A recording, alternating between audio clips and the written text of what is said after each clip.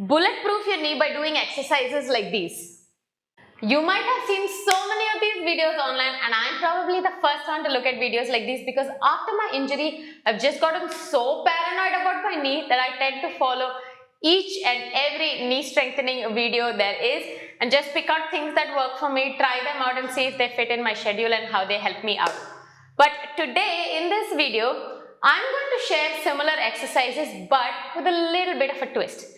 I'm going to show you how I strengthen my knee so that I can play basketball. So there are also some sport specific knee exercises that I do so that it can help me jump, run, like switch direction, agility, all of that, just so that my knee can take the impact.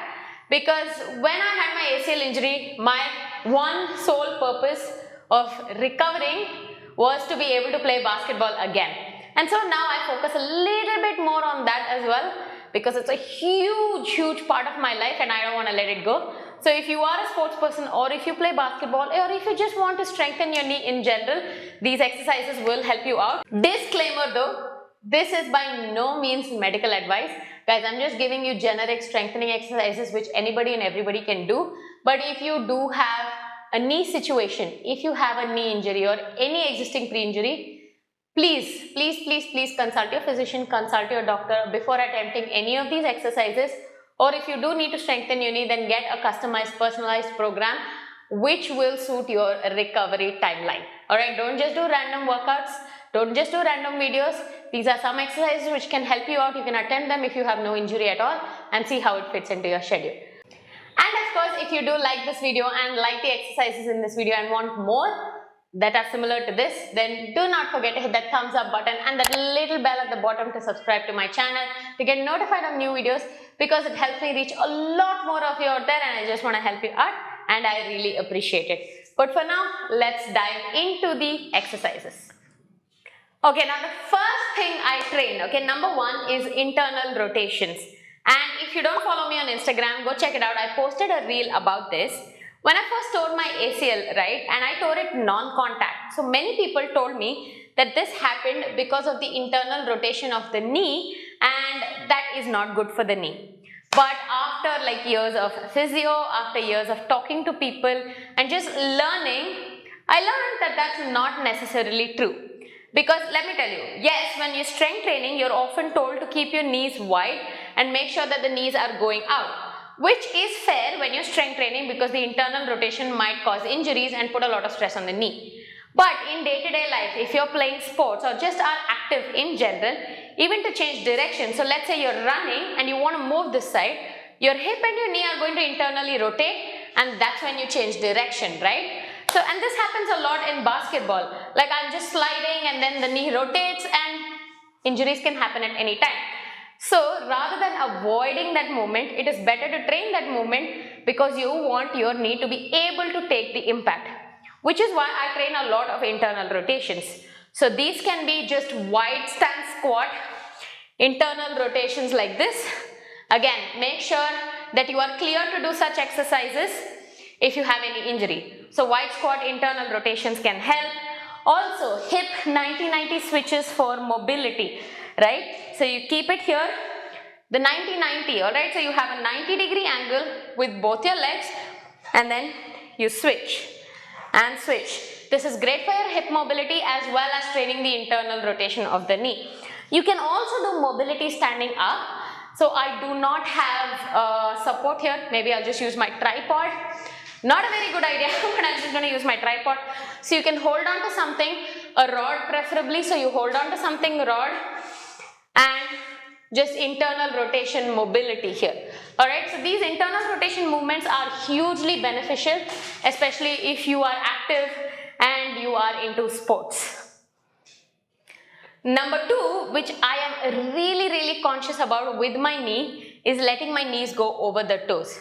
So, we're often told when we're squatting that we need to make sure that our knees stay behind the toes. So, we sit back on our hips and come up, which is fair advice because we are told that if the knee goes beyond the toes, there's a lot of stress that occurs and there's a lot of pressure on the knee which might lead to injury, which is completely fair. But again, when we are climbing downstairs or climbing upstairs, it's just automatic that our knee will go beyond the toes So same concept, you need to be able to train these in order for your knee to take the impact, which is why I love doing knees over toes movement, alright?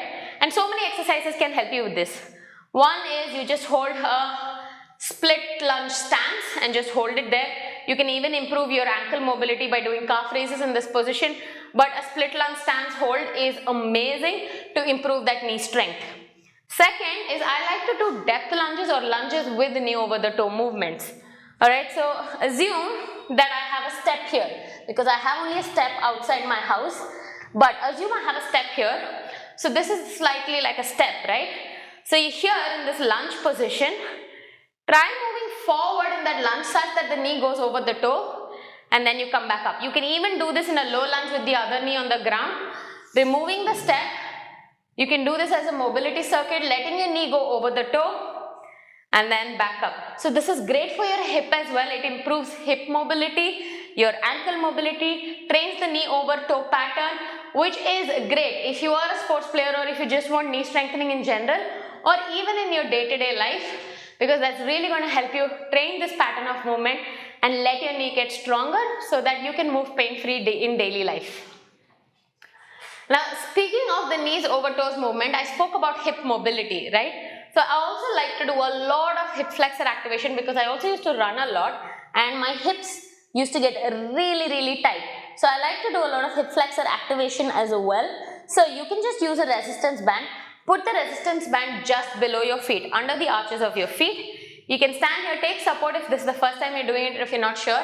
One thing you want to make sure is not arch that back. So tuck that pelvis in and that core in, not round back completely, but you want to keep it tucked in. Keep a tight core, feet shoulder width apart. Make sure that there's a resistance at all times in between the band, and then you're gonna march and march. Alright, so try and get the knee all the way up to the hip, because the more you get it up, the more your hip flexors are going to activate, and you're going to try not to shift too much from side to side, alright? Try to control as much as you can, keep that core tight. So this is really going to help activate that core as well as those hip flexors. You can do the same thing lying down on your back as well. So the band remains in the same position, double leg tabletop. Make sure that your back is flat on the floor, you don't want that arch. So push that pelvis under. And then you do one leg at a time, activate that hip flexor. So I love this hip flexor activation because it really helps relieve tight hips, weak hips sometimes as well, and it's great as a warm-up too. Okay guys, I had to do a quick changeover because my plant was on my stool and I needed the stool to show you the fourth exercise, which is depth jumps, single leg depth jumps, just jumping workouts, plyometrics. Why? Because explosive movement, jumping power is absolutely important in basketball or in sports in general, right? And when I tore my ACL, you know what? The first time I tried to jump, I was supposed to jump forward. This was all I was supposed to do. And I was so scared. I used to stay here, I used to come up, and that's all I did because I was so scared. And my mom had to hold my hand, like really pull me forward. So when I jumped the first time, she pulled me forward and that's how I went forward. Like the mental trauma is just so bad. But anyways, that's why it's very important to practice depth jumps as well, because your knee needs to be able to take the impact, right? So if you're not very confident with your injured knee or operated knee or like whatever it is, start with normal jumps first before getting into depth jumps, alright? Always start by jumping on the spot, jumping forward before getting into depth jumps.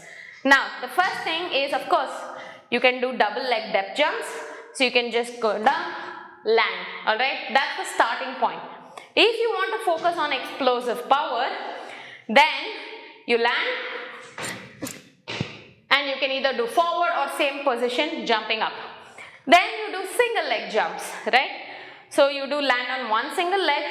So you keep one single leg as the lead, land, and explosive movement. So you can work your way around this, have a lot of variations. You can even do double depth jumps wherein you have one more stool there. So you start with depth jumps and then jump on top of the stool or the bench in front of you. So there are so many variations. You can even do this, jump, single leg depth jump. So many things guys, so many explosive movements you can do.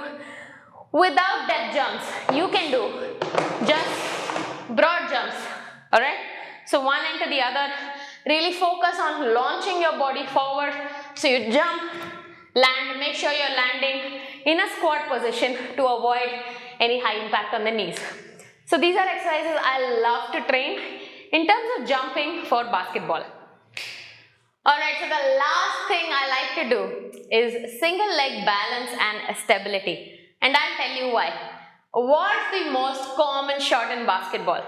A layup shot, right? So you go, if it's on the right side, right, left, there's single leg balance, right? You need to be able to have this power to jump off this leg because you're literally doing right, left, jump and shoot. So you need to have single leg power, which is very important. And even if you are like, let's say, moving through agility movements, so if you're sidestepping, you need a lot of single leg power, alright? Again, see, internal rotation. If you're sidestepping, your leg is going to internally rotate. Alright, so these are exercises that I incorporate on a regular basis.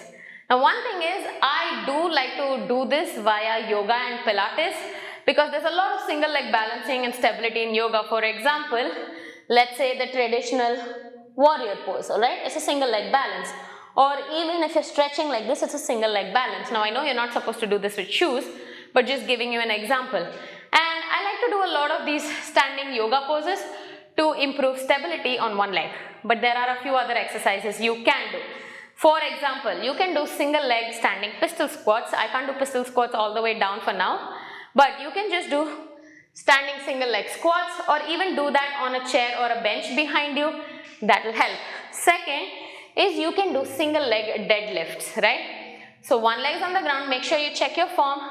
Core is tight, core is braced, back is braced, pelvis is braced, shoulders back, you're looking straight. Alright, form check. So these are your lists. Brace your core, brace your pelvis, neutral back, shoulders back, and follow the eye gaze, which is natural, don't look up or down. Dumbbell in one hand, slight bend in the knee that you're going to keep as base, and then slowly you do single leg deadlifts, just follow that eye gaze, and then slowly come back up, alright? So this is one exercise you can do, it focuses on the hamstrings. If you bend a little bit more, one thing that I learned new was if you bend your knee a little bit more, it also works on your calves and your ankle. This is what my physio taught me, which is absolutely amazing. Like I couldn't figure that out. But single leg deadlifts are a great way to go about it as well. The next one, you also have single leg holds where you just stand, focus on balance as well. You can do single leg holds like this, or if you want an added challenge and also want to work your core, ideally you want to use a kettlebell, but you can do some kettlebell around the world. So just lifting one leg up and then you focus on stabilizing that core as well as building strength in that single leg. Alright? And you also have step downs, which are great to work your glutes, to work the sides. You can do it sideways, you can do it backwards, anything. So if you're here, you can do single leg step downs. Of course, you might want a higher stool or a higher bench. You can do single leg step downs or even sideways. Just focus on making sure that that hip is going back. You're not going forward because you want to work those glutes. So your hip is going back, step down and up. Single leg step downs are great as well. And these are exercises that I do on a regular basis. Now I know this is a lot of information, so this is what I'm going to do. I'm going to show you a circuit of all of these exercises, showing one or two exercises for each movement, which you can do as a routine, as a workout in itself, so that you can make sure that it's a part of your training routine if you play basketball or if you do play sports. Alright, let's go. So the first thing, exercise number 1, internal rotations, because we have a lot of direction change in basketball. Right, so we're doing wide squat internal rotation. So holding it here, we're going to rotate in, up. Make sure you're keeping low, you're staying low, you're not standing up completely, you're staying low. Internally rotate that hip and the leg. Rotate that hip and the leg. That's number 1. Second, to also improve a little bit on agility and internal rotation, speed skaters or power skaters. So you go side to side. Again, this, when you're leaning, there's this internal rotation of the knee. So speed skaters is one that you can incorporate. Do anywhere between 10 to 15 reps each side, 3 sets, that will be great. Of course, if you want to focus on mobility, we have the 90-90 hip switches, Alright, so you stay here, 90-90 hip switches, 6 to 8 reps, and you're good to go. That's your internal rotations. Second one is your hip mobility and ankle mobility. So as a mobility routine, you can just do these knees over toes, hip flexor stretches dynamically though. Don't do it passive, don't do static stretching before your workouts. Dynamically, you're going forward and back for your hip mobility. Ankle mobility, you can choose to raise the heel as well. Alright, so hip mobility is when your hip goes forward. Ankle mobility, you're lifting your heels up and down. Second is your depth lunges. You can use weights with this one. So make sure when you are lunging, your knee goes over your toe and then you come back up. Knee goes over your toe and then you come back up. Great for your hip mobility. These are my two favorite exercises. Number 3, we have hip flexor activation. So using the band, either standing up or lying down on the ground. You stay here, make sure there's resistance with the band at all times, and march, march. Alright, you can either do this or lying down on the ground as I showed you before.